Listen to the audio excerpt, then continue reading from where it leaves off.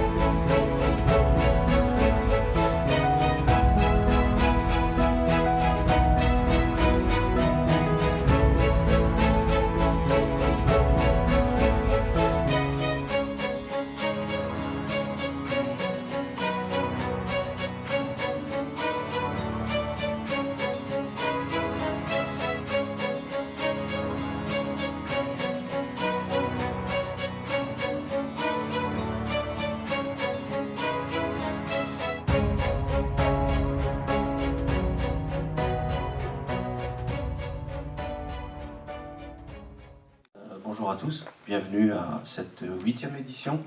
Donc, l'ouverture c'est aujourd'hui et on a eu une conférence de presse où il y a eu donc, la présence de la presse écrite, la télévision et la radio. Lyon, c'est le phototalk. Au fait, chaque année, on ouvre avec un phototalk où on donne la parole à nos invités en on, nos invités en off aussi, et aussi au public pour pouvoir poser des questions et puis revoir un petit peu le programme, les nouveautés de cette année. Donc le micro va circuler et puis on va parler de plein de choses, des choses qui vont se passer pendant les 3 jours à venir.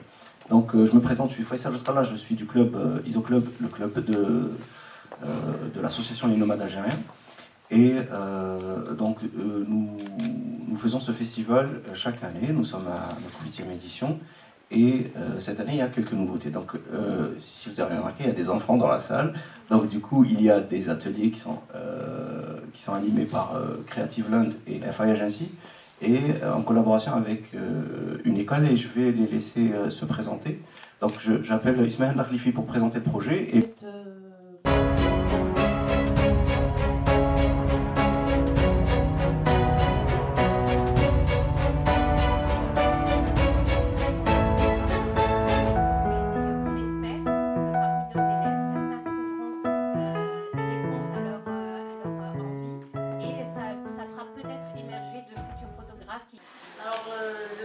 cette exposition, c'est le fruit d'une résidence d'artistes à la Cité des Arts à Paris.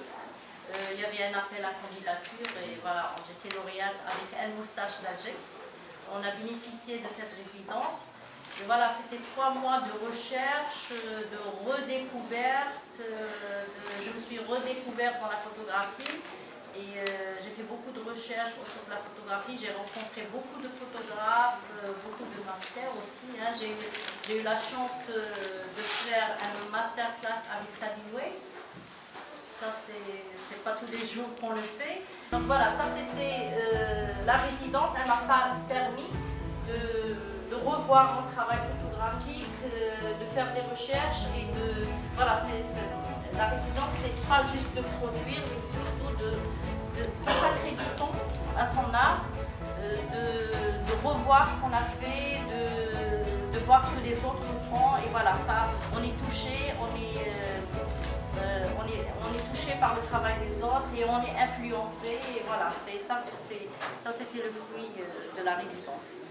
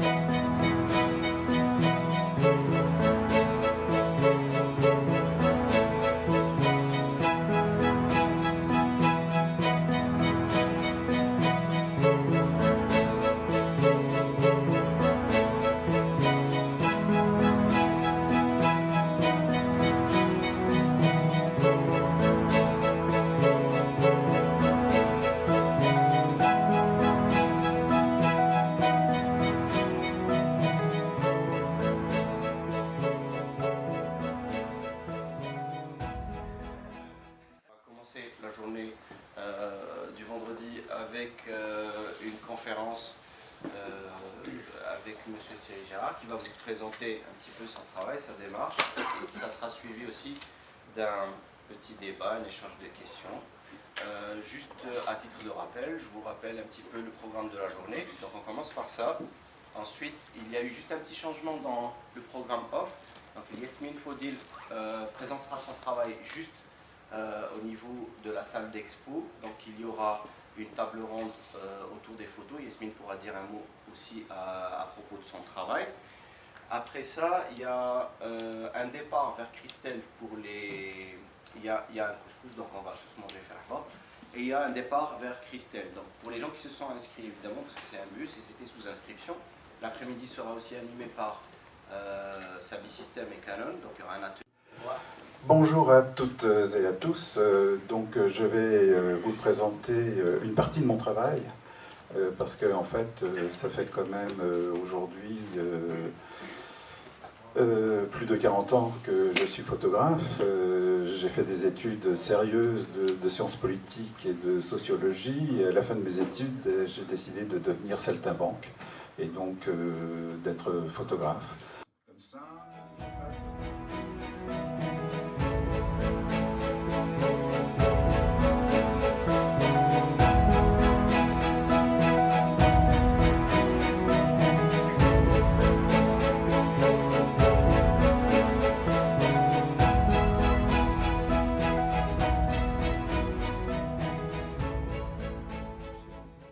Là, on est autour de la table.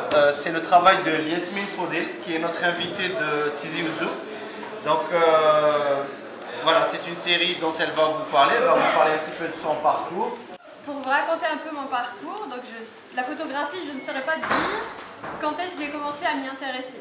Mais par contre, je me souviens d'un jour où j'avais reçu un catalogue d'exposition que je regardais avec une amie et qui me disait, écoute, moi je trouve que les photos sont trop bizarres. Et moi je disais, non, mais elles sont exceptionnelles, il faut comprendre ce que ça raconte. Et de là, un jour, je me suis dit, un jour, il faudrait que je fasse des choses comme ça. Donc après, j'ai fait des petites formations et je peux dire que c'est depuis 2015 que je fais un travail de réflexion autour de thèmes qui sont en général des questionnements très personnels et très profonds. En ce qui concerne cette série, qui s'appelle « À la recherche d'une âme perdue », c'est un travail que j'ai réalisé après la disparition de ma grand-mère en 2015 parce qu'il y avait une question qui n'arrêtait pas de revenir.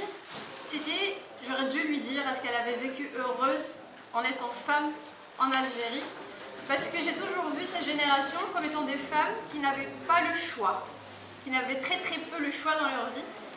Et finalement, en commençant mon travail, je me suis rendu compte qu'en plus de me poser ces questions sur ma grand-mère, ça me ramenait à moi-même et aux femmes contemporaines en me disant, est-ce que nous, maintenant, nous sommes vraiment libres ou c'est la société qui nous oriente et qui oriente nos choix?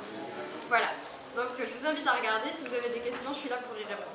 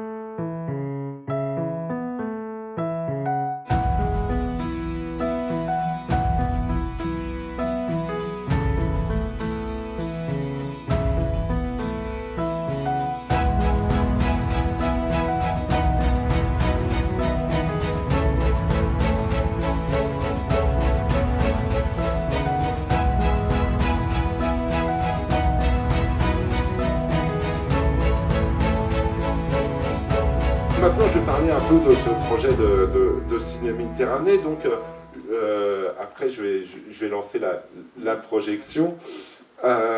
Donc, j'ai commencé, c'est ça, en 2010, en Égypte.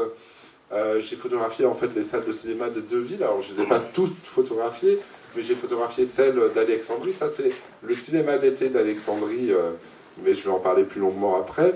Et j'ai photographié aussi les salles de cinéma du Caire. Ensuite, je suis allé, invité par l'Institut français, je suis allé au Maroc.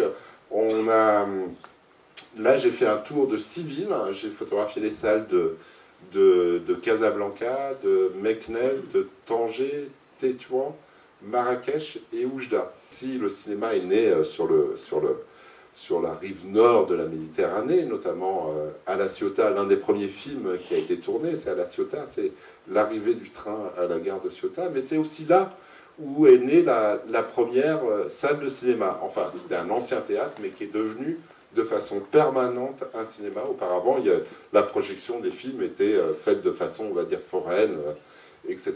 Et oui. Non, je voulais signaler seulement que le jour de la première projection, tellement c'était invraisemblable de voir un train arriver sur l'écran, paraît-il, les gens de la première rangée ont tous, quand le train arrivait, ont tous eu un moment de recul. Là, c'était la première projection. Ouais. Voilà, j'ai constitué un petit PDF hier où j'ai regroupé en fait par ordre chronologique mes travaux. Donc, comme je vous disais, j'ai commencé un peu par l'Égypte et l'Égypte, c'est quand même l'un des hauts lieux de la cinématographie de la rive sud, enfin de façon impressionnante. Donc c'était en 2010. Et l'une des premières salles de cinéma que je photographie, c'est cette salle. C'est un cinéma d'été. J'étais là-bas, c'était à Alexandrie, et je photographie cette salle, et je me dis, mais c'est absolument génial.